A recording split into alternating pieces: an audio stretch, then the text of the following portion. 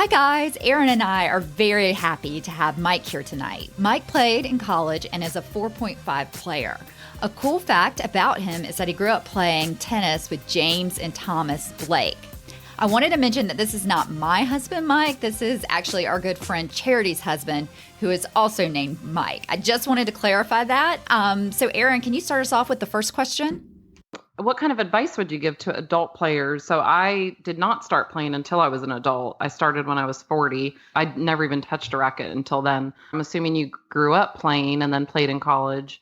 Do you have some advice that you would give to adult players who are just starting out? I actually started off playing tennis when I was 8 years old. And then from there, it kind of escalated into just playing more and more. And then I ended up enjoying the sport. But at the same time, I did play other sports, which was nice too. So I was kind of well-rounded. It's a great sport to get out there, to socialize. And you don't have to be a 4-5 or a 5-0 player.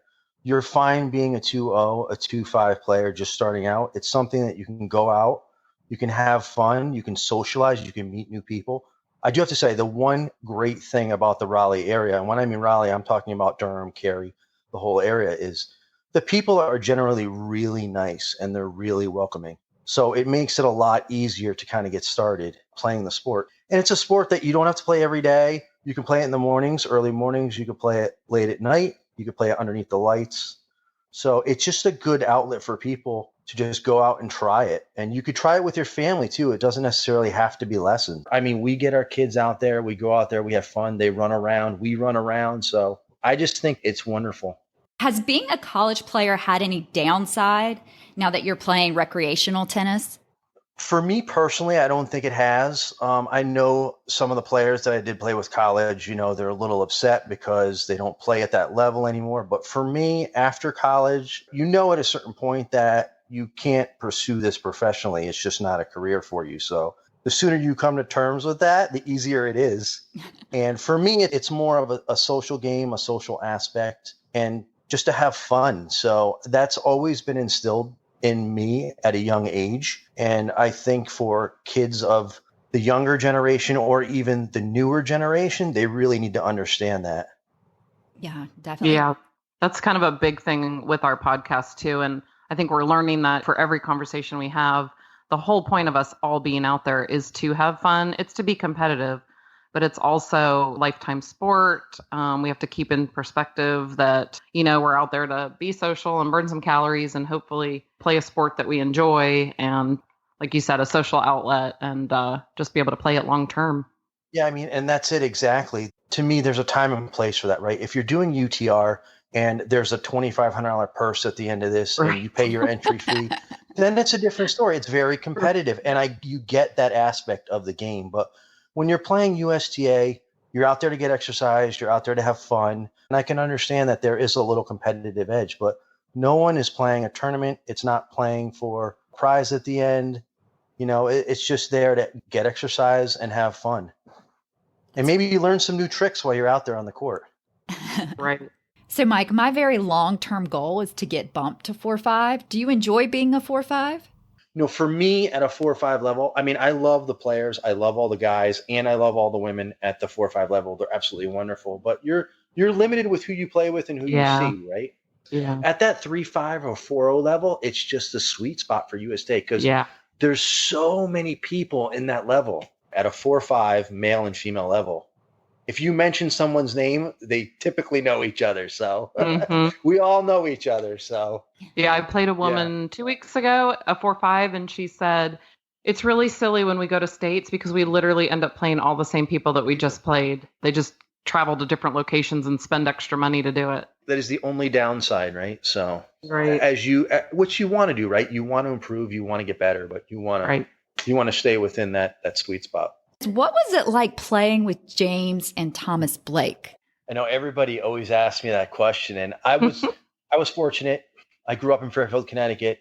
Tom and James grew up there.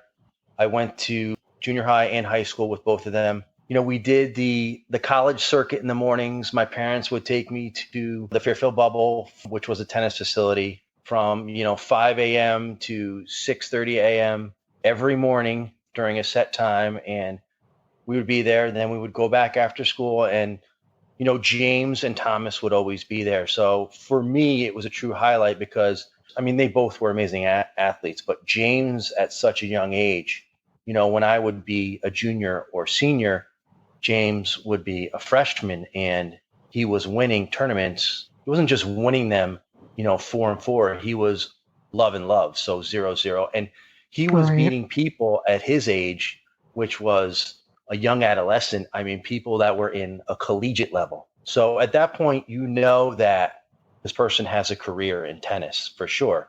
And his brother was the same way. It's just, I don't think that Thomas ever chose to go that route. But I mean, who wouldn't want to play with someone that good, right? Mm-hmm. So, I mean, I didn't view it as, something that was bad. It was always positive to me because, yes, he would kick my butt every time, but look who you're playing with. I mean, you're playing with someone who's exponentially better and is 4 or 5 years younger than me, and it's just amazing. Did you ever beat him? Cool. I was going to ask that too. I know, and I think maybe I would have gotten a set or two off of him, but I don't think I've ever won. Yeah. I would definitely say a set, but outside of that, no.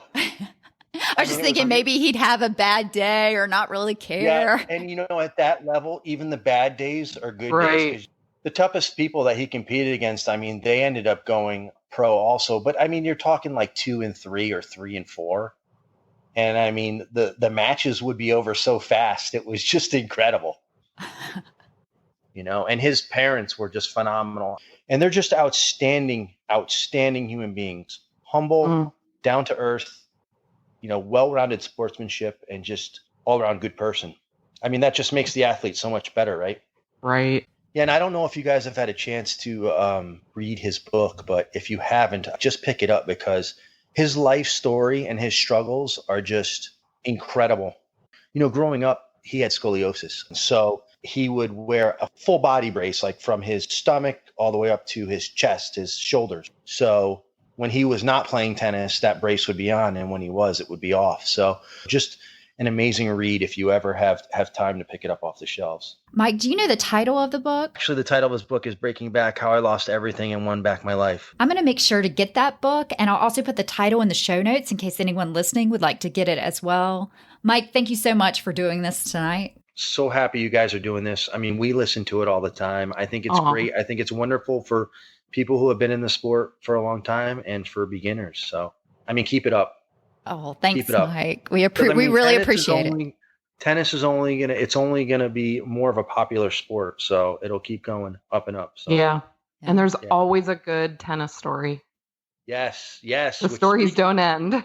Speaking of that, I have one good story I will leave you with. So I do have to say, I mean, even throughout my collegiate level, this has to be the worst call I've probably ever seen in my career, and it happened last year. We had split the sets, so we had gone to a 10-point tiebreaker.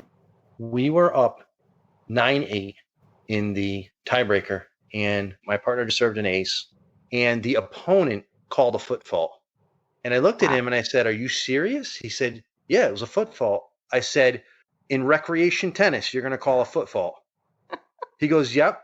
I said, "Okay." And then, so that really got me heated because, I mean, technically we should have won the match. And I was like, if you guys don't mind, I want to stop for a second because I need to understand this. I'm like, we're up 9-8. My partner just served an ace.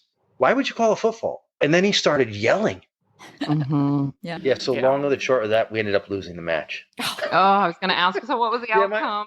That's crazy. So I just thought that was absolutely nuts. That was just absolutely crazy. So sure enough, 2 weeks later, I had to play him again. Thanks again to Mike for being on the podcast. Aaron and I had a great time talking with him. I really liked how he discussed how you don't win any money for doing this. So you really are out there just to get exercise and have fun. And as he said, maybe learn some new tricks. The other thing that he mentioned that I had never really thought about before was that there aren't a lot of players at 4-5. So I should really enjoy being in the sweet spot of 3-5, 4-0. And that way I can constantly play new players. I also looked at the USTA rules on calling foot faults, and on page 39 of the code number 24, it addresses it, and it said the receivers or the receiver's partner may call foot faults only after all reasonable efforts, such as warning the server and attempting to get an official to the court, have failed, and the foot fault is so flagrant as to be clearly perceptible from the receiver's side. So Mike was completely right. It was ridiculous for his opponent to call a foot fault when he was up 9-8 in a tiebreaker and his teammate served an ace. I would love to hear if that has happened to anyone else. Please message us on our Facebook page, which is Second Serve Podcast, or email us at secondservetennis@yahoo.com. Thanks so much for listening and hope to see you on the court soon.